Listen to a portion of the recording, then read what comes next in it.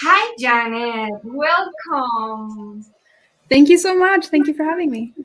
No, thank you for joining us as well. This is one of those spaces that is a little bit different than our daily or regular incubation program lives. And we invited you, and I know I want our audience to understand why this is different and why we are making this in English and why, because basically Hispanics are bilingual and the ones who are not yet bilingual should be.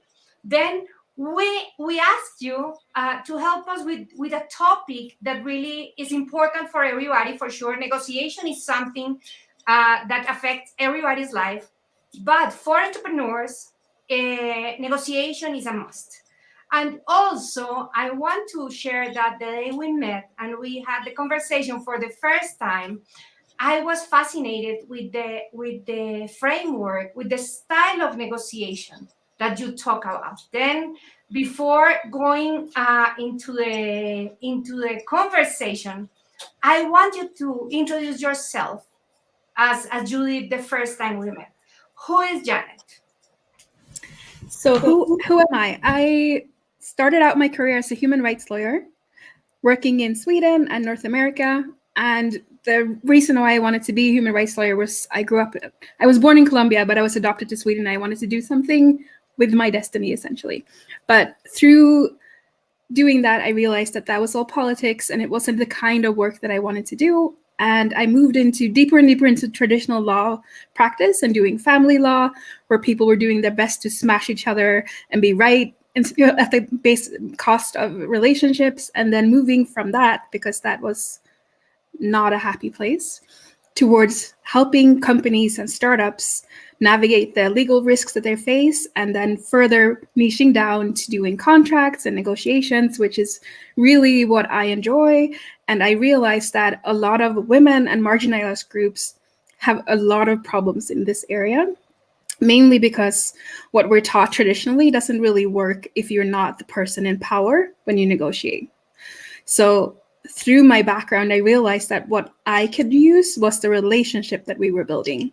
And if I saw that as the bottom line instead of money or competition or power, it helped me to form really good deals that focused on what we were executing together. And also sorting out the people that were only there to sort of get rich on my expense, essentially. So I niche down to helping my clients build collaborations and partnerships that are based on these principles and helping them negotiate those. I love that point that you're mentioning about how when you are not a majority in an environment, uh, you never felt like you are like a perfectly prepared for negotiation. I mean, I remember the first time I was in front of a board of directors who was non-Latino. It was my first time in English working in front of a board of directors, and I really felt that sensation of I am not sure that I have enough for this meeting, even when I was very well prepared in terms of the content of the meeting. But what you are mentioning is very very important. Also,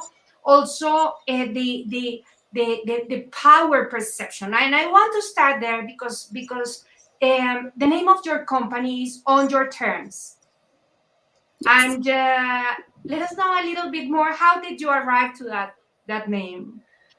I really feel like a lot of us feel like we have to make deals on other people's terms, that we are asking for what we can get or what they are offering, and then we say yes as quickly as possible so the opportunity doesn't vanish. But when you make a deal or form a partnership or negotiate on your terms, you're able to execute much better. You're able to find the value that you want to find in that deal, in that exchange. So to me, it means that you're not competing. The person you're negotiating with doesn't want the same thing you do. Even if you're collaborating as business partners or if someone is hiring someone, you don't want the same thing from this exchange. So figuring out what that looks like on your terms and then helping them to figure out what that looks like on their terms and then combining those two is what I was aiming at. Well, and I love that because the way we decided to build Brooklyn to Bogota as a community, it's a community of Hispanics everywhere. Today we even have members in Europe and Asia, but for sure is how we can build a structure of win-win, real win-win. And how do you think that negotiation can be like or let's start by how we can design the value of a negotiation, the goals of a negotiation when we are sitting together as entrepreneurs. How do you So see that? I go back to the relationship once again, and every single relationship and every negotiation is about the same four things every single time. So you're negotiating what goes into it, the input that someone has to do or has to offer and bring it to the table for it to work. And then you talk about the output, what needs to happen as a result of this negotiation for it to be successful for you, for me, for us together. And then we talk about who's responsible for what, who needs to do what input, who's going to own what output, and what are the boundaries finally around these three categories. That's the value exchange every single time. And that can be resources, asset, time, someone that you're loaning, some IP that someone's getting to use. And you tally those things up on both sides. And the final thing you do is you balance the books. And that is when you agree on the fee that's going to be exchanged. So before you even get to the money, you should have all of these values sorted out. Who's doing what and why are you doing it, for what outcome? I love that. And let's go back to the boundaries because in many cases it is like we feel that we just need the deal. We need that contract to show that our company is running. We need that money. We need that partner. And why boundaries matter.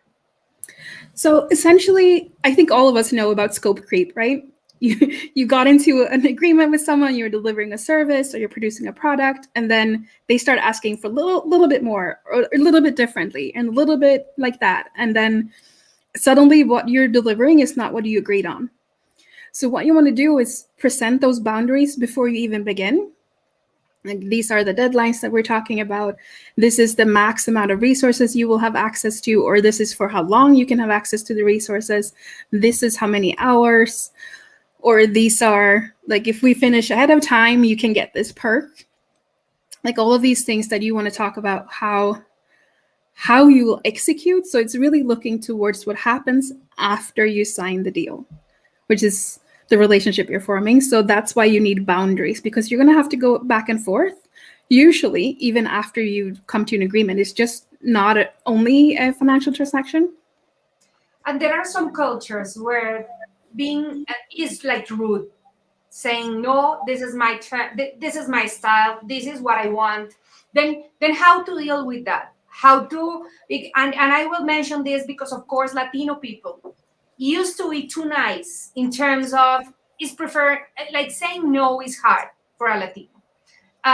Being not nice, but for sure, when you negotiate something, a job, a deal, a new client, and you don't have those boundaries before, problems will appear, and you will never know how to react. There is a movement that I like very much in the tech world, and it's like the instructions of the CEO. It's like, this is me, these are my rules, I want to play this way.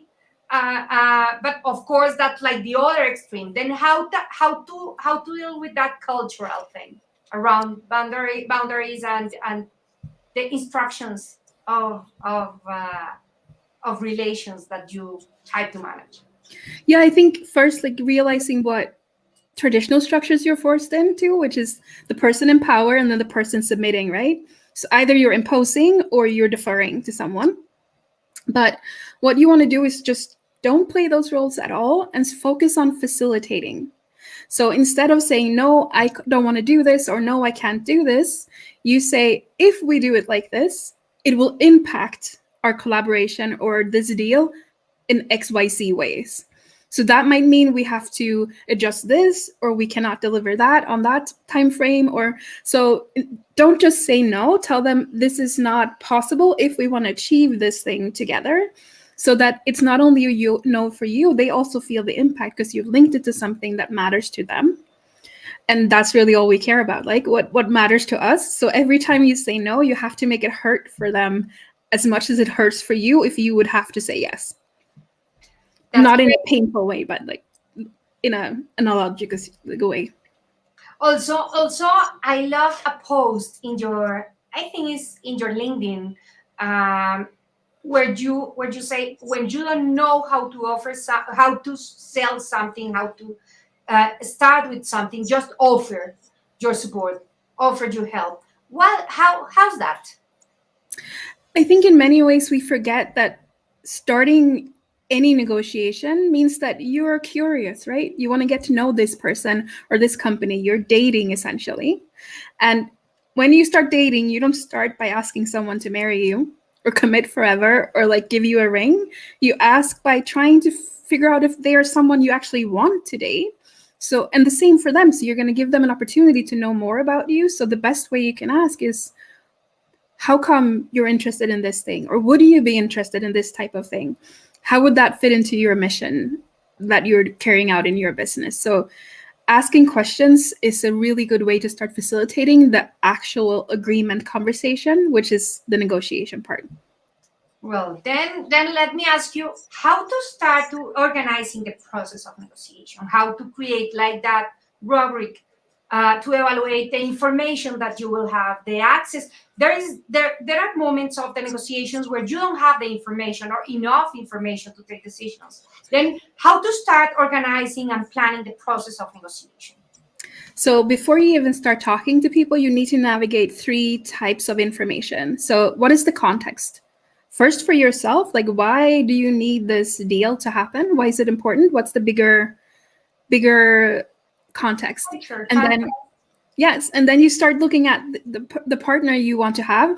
What will be the context for them? Maybe you can find that out from the outside, or you will have to ask them. We can get to how to ask. And then you look at motivations. Why is this happening? Why do you want this? And then finally the desire. What is the outcome you want from this? So those 3 things you always need to know so that you can relate back to them. And a good question to ask about the context is, how does this fit into, and then you can fill in the blank. How does this fit into your strategic plan, your annual goals, your mission for whatever? Your and life.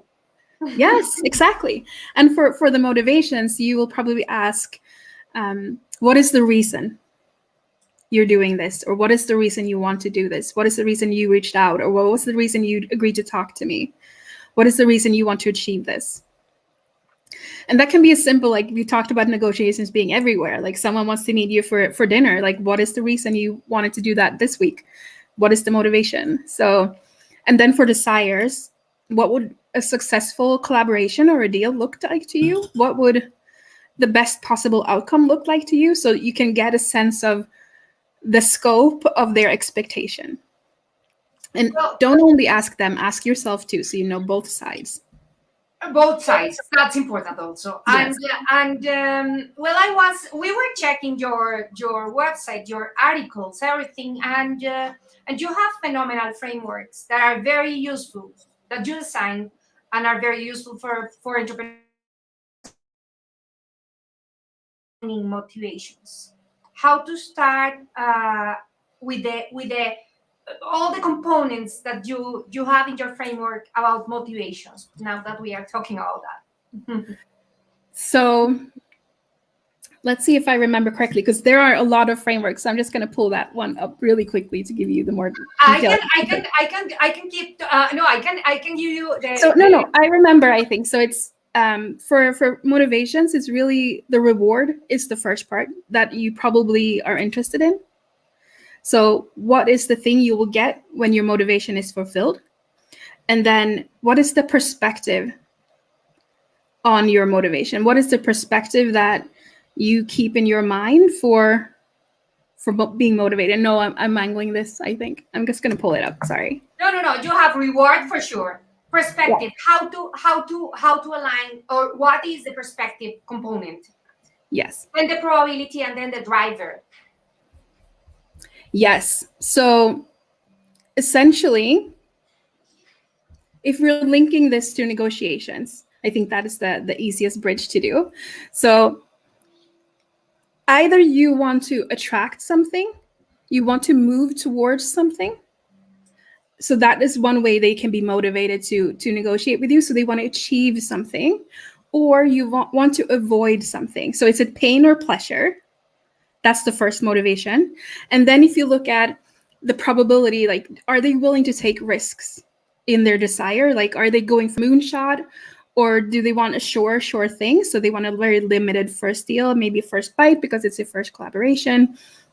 And then everyone has different reasons for being motivated, and that can be different depending on what it is. So the driver can be an emotional driver, it can be a physical, mental, or spiritual. So mostly in business, I see mental because they're being very logical, very grounded, but then emotions get the better of people all the time. So what you really want to go for is scale back as much as possible from the mental to the emotional, because there's usually an emotional reason to figure out why they are motivated to do something. And then the perspective of motivation is sort of, is it internal motivation to achieve something, or is it external motivation? So is it you that are having an eternal desire to perform something or execute something, or do you want to perform because you know someone else will see you perform and give you like a pat on the back or an award or something like that? Thank you. And every time we are arriving into a negotiation, we have like preconceptions. We have like an idea, previous judgments on how the other part will like to act on, and mainly those are based on our perception of power and our perception of what's the other with the one I'm negotiating. Then how to like to manage those preconceptions and start working in favor of the proposed interest in a way that can create bridges instead of like just judgments. I think two things. The one thing is you have to sort of allow them to step outside the role of power. So that means that you cannot play the role that is opposite of power. So that's why it's so important to facilitate. So making sure that you're always keeping the end goal in mind, that you bring the relationship in as a third party, so that you're always speaking through that thing that you want to create together, and not just representing yourself. So you're representing yourself and the deal, and then they represent themselves and the deal, so that you have this thing together. But it's also important to notice that some people can't step out of this dynamic. They really want the power, and they want you to be powerless in relationship to them. And then it's up to you to decide, do you really want to have a relationship with them going forward? Is this the best possible partner for this deal for you? So how far into the power game they have gone is really a good barometer for you to decide how far you're willing to play into that if they're not willing to step back. I also think that has relation with the two topics that I want to touch. One is the difference between if it is my company and I'm an entrepreneur and I'm negotiating on the name of my company, or if I am a corporate person, for example. Because of course, it's completely different how you can decide to leave the power play or not. And the second thing is how you build a culture inside of your company when you are the founder that will allow other people in your company, entrepreneurs, employees, all the team, to know that when they are negotiating, they can be leaving the power game behind. What do you think around that cultural component on the organizations, and how to create that culture? I think it's a lot about empowerment. So if you're saying first that you're outside and you're negotiating with a corporation, they usually send you someone that doesn't really have the power to follow along on that journey, because they can only say no.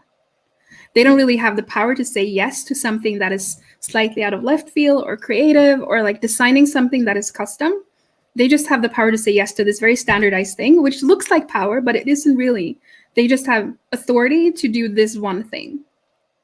So that's the first thing. So from the outside, you have to peel back until you get to the person that can also say yes to something that is productive for you.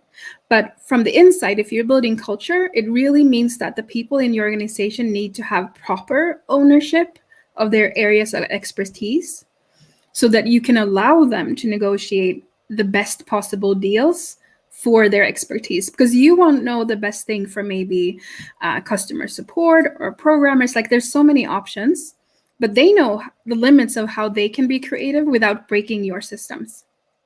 So allowing them to make the best possible deal when it comes to the logistical side of it would be great. And then you can come in and negotiate the price if you don't want to let them do that. But they should really own the part that is the part that they will execute or offer to the client or partner. I like that very much. And I like the difference between power and authority that you gave.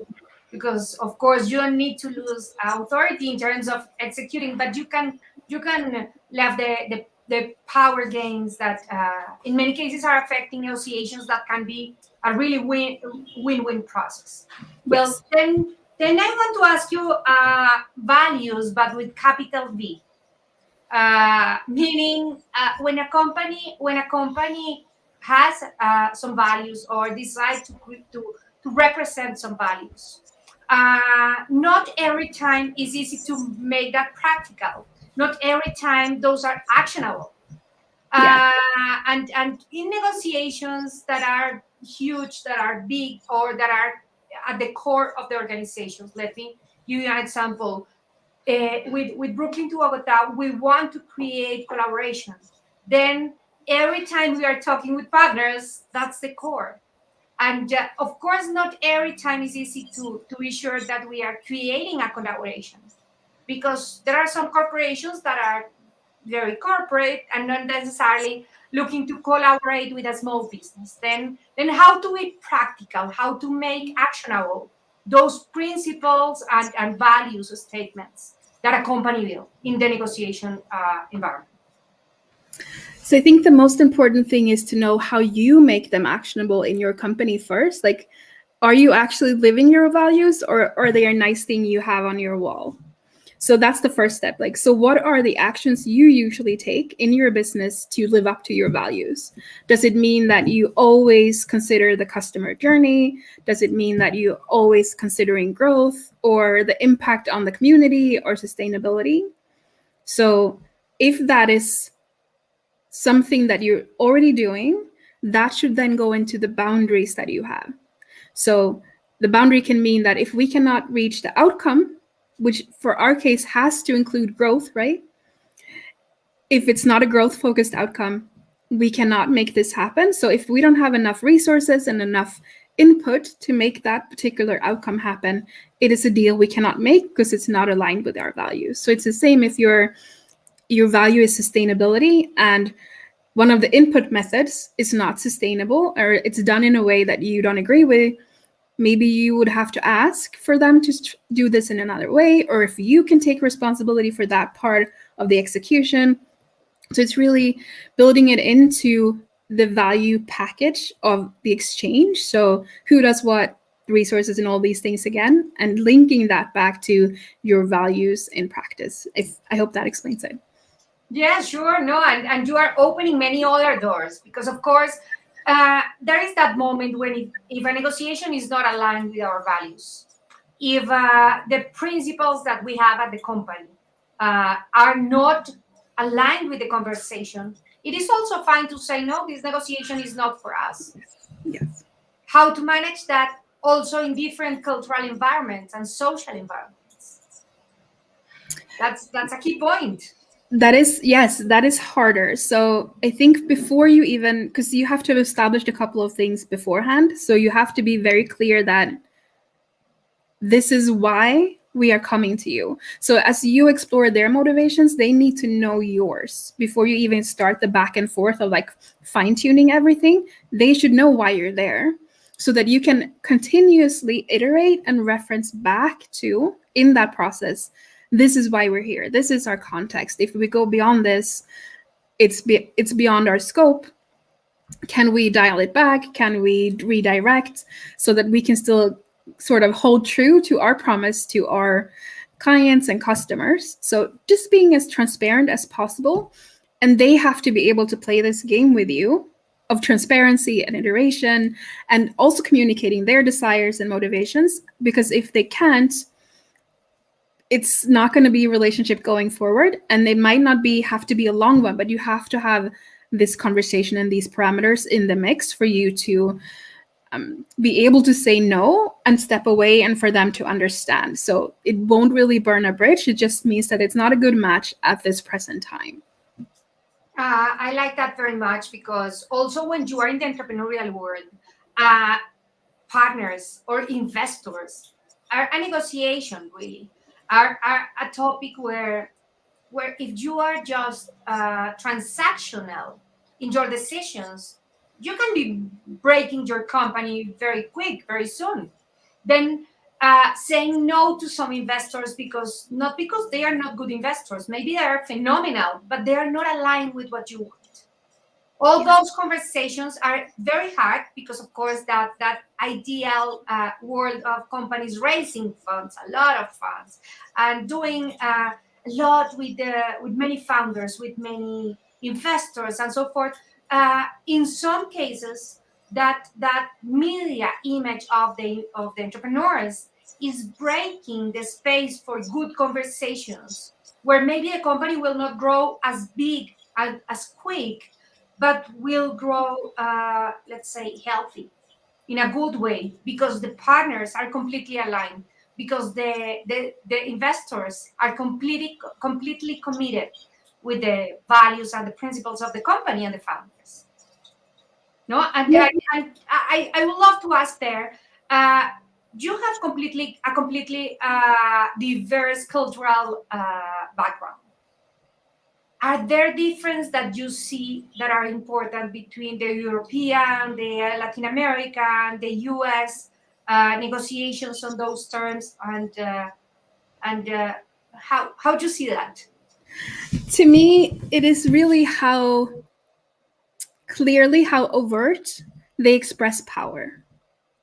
So yes, we all have different levels of like expression and emotionality and all these things, how we animate ourselves, but if it comes down to the back and forth of business, it's a degree of how overtly we have hierarchies happening. Sometimes they're very expressed, and sometimes they're built into language that's part of like Colombian culture in some ways, but then it's also culture when you break norms all the time. So it's not something that is always established in a negotiation, because you like to be friendly across people. But in Sweden, it's very flat. There's no hierarchy, there's no overt power structure, but there's also a lack of friendliness. So it's just like this distance thing that people swim around. And in the US, it's a very clear power hierarchy when you talk to someone who's in business, because it's important to them to own their title and own their experience. And that's how you present yourself as a competing person. So it's still a degree of friendliness. So it's more about peeling back the layers until you get people to be people. And it depends on the culture, how far back you have to peel until you reach the person. So that is really all you want to do. You want to establish a connection. And that varies from culture to culture, but to go in and be very curious about how you can help them will be right in every single culture. It's something that every human is attracted to, someone trying to understand them.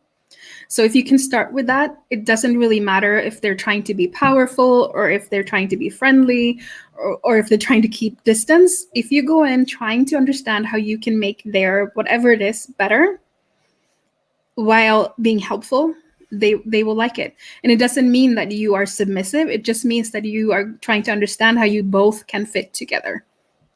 Let's go back to that phrase again, because I love it and I want to peel it. Please go back there. How do you go a little bit deeper in that idea, because I think that's crucial for our conversation. Yeah, I think we really forget that we're humans in a business. A business is not an engine on itself. It's built by humans. And we all want the same things in life. We all want success, whatever we measure that as.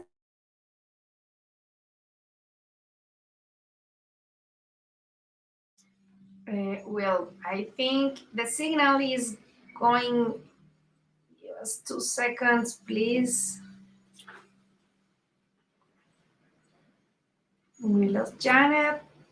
Let's see how she connects again. If anybody has a question while we reconnect Janet, if anybody has a question, please share with us. Janet, go back to that point because that's very important. Companies are not engines, are people. Yes, sorry for the disconnect. No, don't worry. That's the digital reality. Yes, yeah. So it's really hard to, it's really easy to forget that we are people first, and we put people with labels on a pedestal, so we feel inferior, especially if we're coming from a culture into a second culture where we don't know the language, so we're going to slip up. Especially if I was trying to do this in Spanish, I would feel very inferior. But if you were trying to do something in a language that is really new to you, that is one aspect. Maybe you're then also in a room with people in a culture where you haven't been before, inferior. But if you use that inferiority because you don't know everything as a driver for being curious, which is the key here, be curious about the person, about the company, where they're heading, why they're heading there, and how you can help them go there. And usually when you start being curious that way, they start being curious back about, who's this person? How do they fit in? Why are they so interested in my company and what I'm doing? And can I help them back? So it becomes very reciprocal when you start looking at the human first.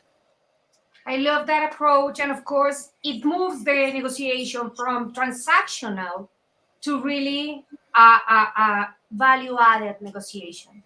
Because yes. Of course, also motivation of being part of that negotiation or that implementation at the end of the negotiation could be really interesting if you know that the people, and I will go back again to an example in our Brooklyn to Bogota community, but I really enjoy every person who is a member because we are really aligned on building community, on helping each other's business to succeed. Then all the other things maybe we measure in a different way. But if we have that in common, and that's why we gather as a community, it really helps to engage, to wake up every morning to be sure that this is a success, that we grow the impact, that we, and I am sure that every participant and every member feels the same way. Well, then I read a phrase from you. It says, the law of basics is a proposal for how we can achieve a sustainable future for humanity. And then I want to ask you how to jump from the humans inside of the organizations to that let's call it a superior purpose of a sustainable humanity. So everything we do as a business links back to our values, and our values are often placed in a bigger context. So you said that you wanted to grow your business. What is the reason? Why are you interested in growing? Are you wanting to bring people along on a journey? Do you want to achieve something for a group of people on the group level? And I think this is true for a lot of businesses. They want to have an impact not only on their money and the account and the people that work in it, but they have a mission essentially. So linking your values to a mission and understanding how your partners or future partners' values are linked to a mission means that you really understand the context of why they are in business and why it would make sense for you to collaborate.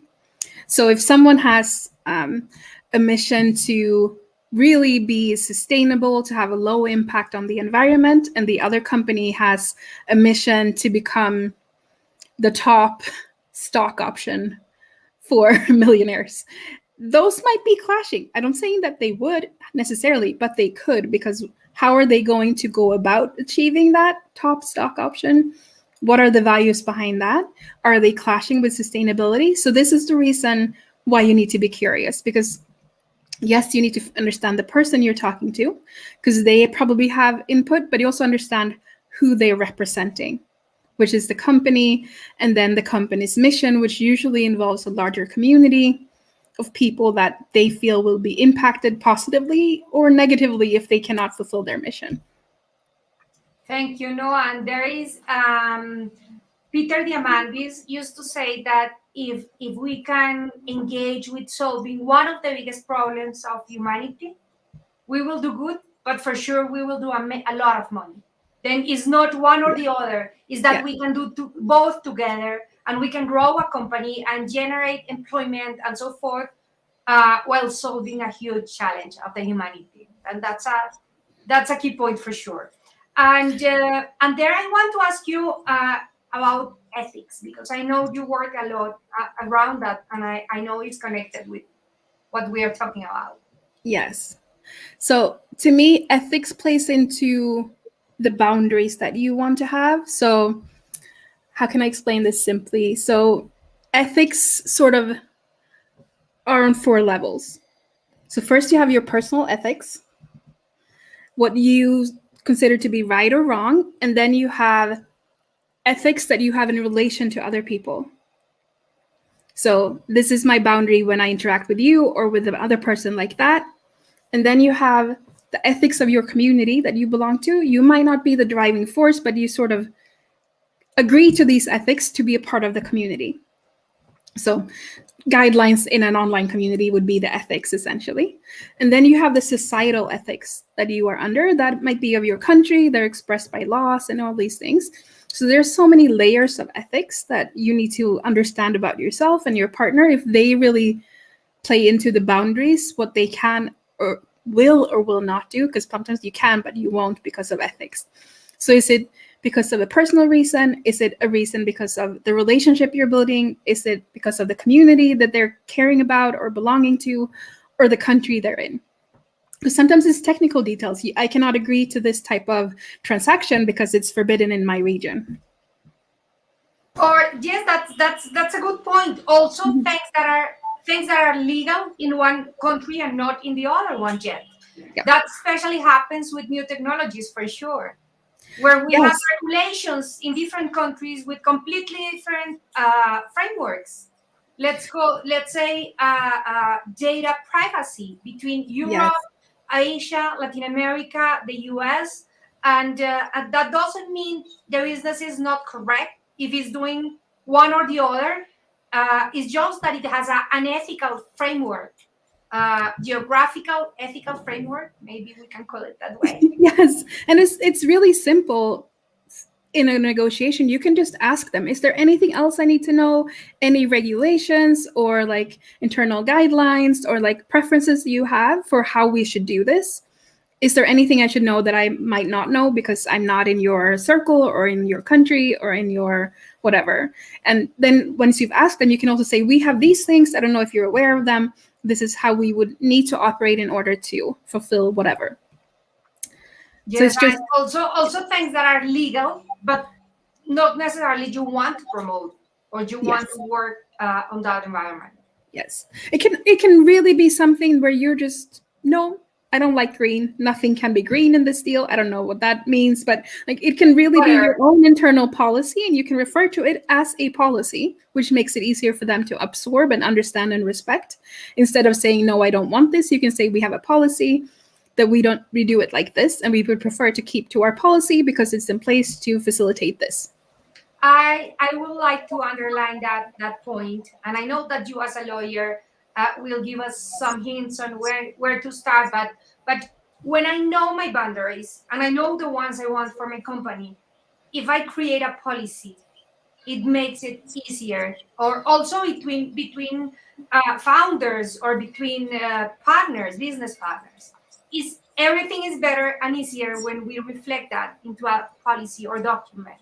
That will remind us where to go and check. Yes, if you have a policy written, that's great. Refer back to it. If something comes up in the moment that you haven't addressed in your policy, you can just write it down, take a minute, and then it is in your policy and you can present it as such. Like, it doesn't have to have been there for a year for it to be valid. It's valid if you want it to be there. That's a good point. Also, with the change of technologies, with the change of industries, maybe there are things that were not let's not say important, but you didn't consider before because they were not visible for you, and then now in the new stage you realize that it is important now. Then Yeah. just go to the policies and keep it updated to what you really want to build. Yes, and if you get a request that you're not sure about, you can say, we need to go check our policy. And then you can go investigate and make up if that is within or without your policy, and then come back to them. So, like, you don't have to have the answers in the moment if it's something that sounds like it could be important. That's a good point, because in many cases we feel that if we are not saying yes or no now, we are losing the negotiation. Mhm. And I will go back to what you said before. The if that's the style, that's not the type of partner you want to have, for sure. Exactly. Well, and I'm learning a lot, and I'm sure that the people who is seeing us today, and at any moment that they will replay this video, is learning a lot. But I want to go to a point, and is the context, the cultural issues on the societal context, because of course we have a world that is now very global. Uh, let me see that we. If anybody has questions, this is the moment to take advantage of the internet disconnection that we have. Uh, then let me go back to the point. When right now we have a world that is very global, okay? We are right now at different continents, different time zones, etc. But the point is, the culture is not the same everywhere. The cultural context, the societal context is not the same everywhere. Then how to start dealing with it without being politically incorrect? So, if you have a conflict, it's usually because of two different reasons. Either you have different values and they don't match. That is usually hard to actually come to a conclusion on, because someone has to change their values for them to match. So, what you have to do then is manage them. Can they be managed and sort of still coexist? That's one conflict. And the other conflict that you have is because of perception. And that is usually an information problem. So you're not interpreting things the same way, or you don't have access to the same kind of information.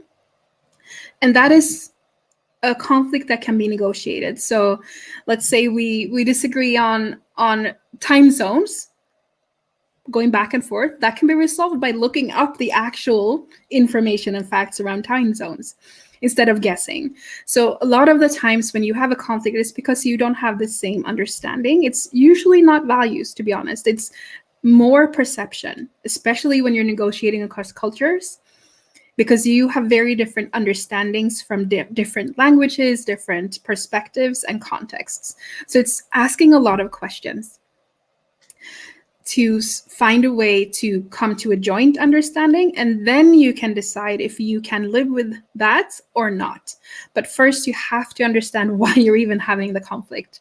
So every single conflict essentially can be values based or perspective based.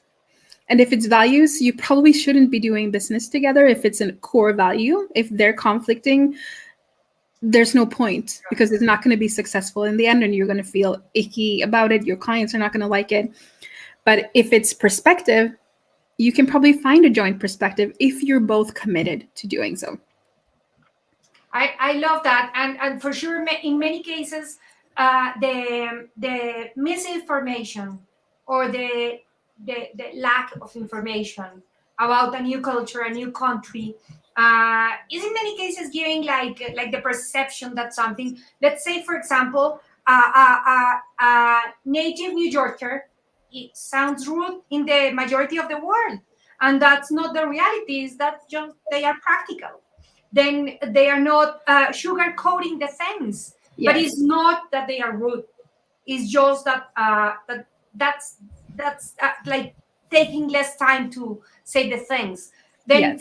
But of course there are differences. There are not necessarily values, and I will give you a precise example. I remember the first time I had a direct supervisor who was an Arab guy. And I'm an opinionated Latina, for sure. And the first meetings were hard because, of course, the type of conversation. the type of negotiation was completely different. Mhm. For sure, when we start meeting and whatever, it was easier. But those differences, how to train your team and how to create those tools to understand the other's culture when we are negotiating between countries that are different or cultures that are different, without trying to impose our own vision. I think many times it helps to be asking questions once again. What is the negotiation flow that you're used to? Or what is the process you want to use for our negotiations? How do you want to communicate? So asking these questions before you're even in the same room, like what are your expectations for this meeting? What are we supposed to be doing today? I'm just asking because from my perspective and my culture, we usually do it XYZ. Does this match how you would do it usually? So like acknowledging that there's a cultural difference usually helps because they're surely having this on their mind as well. If they're the right partner, they have this on their mind as well. So you bringing it front and saying, this is how negotiations usually work in the context that I'm in. Does it match how you do it in your context? This is how this type of meeting works. So it, you don't have to guess. You can ask them, which is Ask questions. That's a very Mhm. good advice. And we have a question here from Charlie Root. She asks, any advice on familiar business groups where emotions and bonds are easy to hurt under conflict or a tough negotiation? What do you think here? yes. These are trickier, especially if there's already like other things that can come into it. So you have to establish how important the negotiation is. So is it more important than these other things that we're having a conflict about or that we're having a hierarchy or feeling emotions around?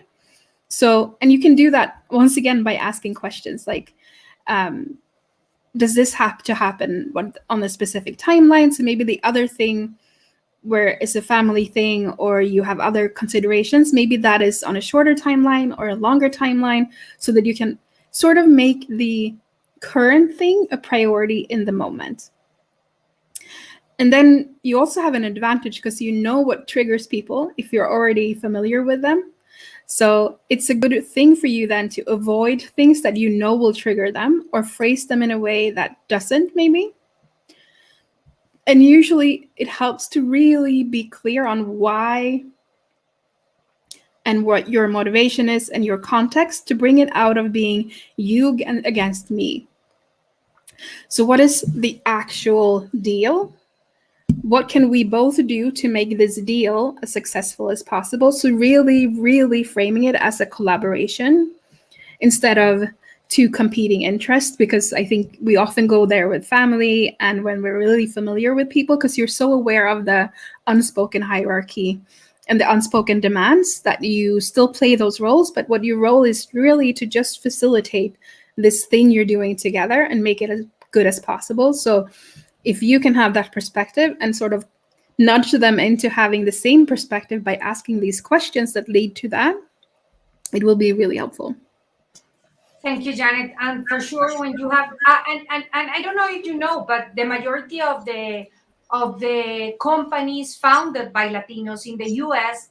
are, well, first thing is the group growing more in the creation of new businesses, but Yeah. the majority of them are family businesses for sure.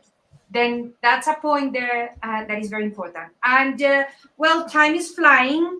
We don't have too much time for the last things. Then I don't know if the audience has a question, or I have another one that I would love to share. When we are communicating, and I really think that's a point that will help us start wrapping up what we are talking about. You mentioned four types of communication: Yes. persuasion, coercion, influence, and manipulation. What is the difference, and well, where to start and how to train yourself for what is better? Yes. So that we're going back to hierarchies again. And let's say that you're communicating from a point of being superior to the other person. That might mean you're higher up in the corporate hierarchy. They came to you because they want something from you. So you're sort of holding the power. You might be more of an expert. So when you are communicating as a superior, you're either communicating to someone who is receptive to what you're saying or resistant. And if you're a superior communicating to someone who is receptive, you're able to influence them. That's all you can do. You can influence them. And if you're communicating to someone who is resistant and you are superior, you can coerce them. Influence is not going to cut it because they're not interested. So you're going to have to coerce them and make them do something. And if you're then inferior and talking to someone who is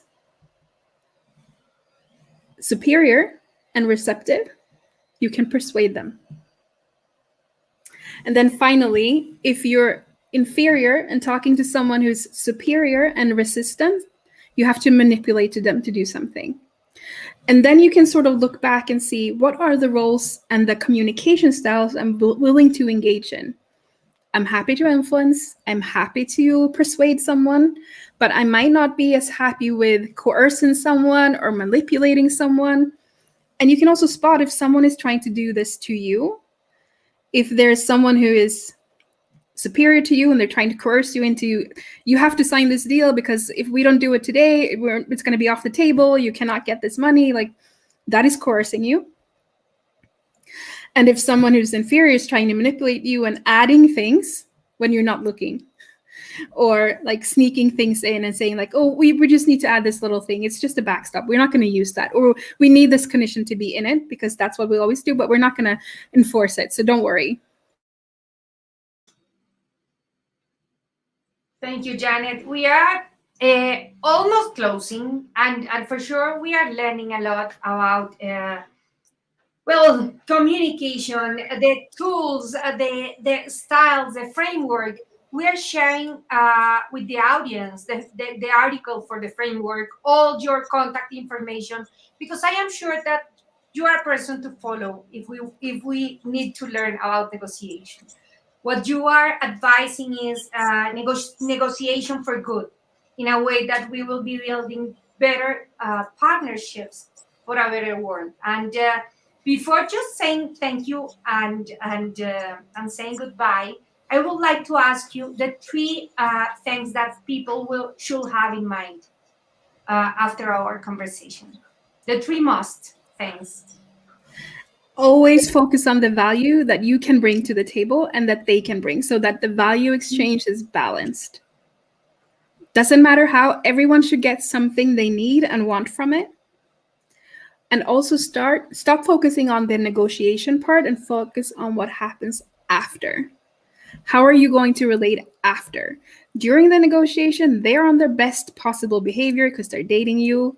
They're not going to behave better after. So look at that. Is there room for them to deteriorate and still be a good business partner? And then finally, it's just about you being curious. That's the only thing you need to do. Be curious, ask questions, try to understand, help them understand. That is your job. You don't have to be this business person sitting there being assertive and like reserved and playing some sort of role that you've seen somewhere. Just be curious because you see potential, and help them see your potential and the potential of the thing you can do together. What a way to close. I love that. And Janet, thank you very much. Thank you again for your support to Look Into Bogota. Thank you for sharing the insights, the knowledge, and your passion for this topic. And we hope to have you again the next semester. Thank you so much for inviting me. I'm really, really motivated and inspired by your mission. So thank you. Thank you. That's exactly, we are walking the talk. We really are aligned on the purpose. Then that's why it was so easy to coordinate this live. Thank you. Have a good night. And for the audience, see you soon. Follow Janet, follow the links, and talking again soon for the next court. Thank you. Thank you. Bye.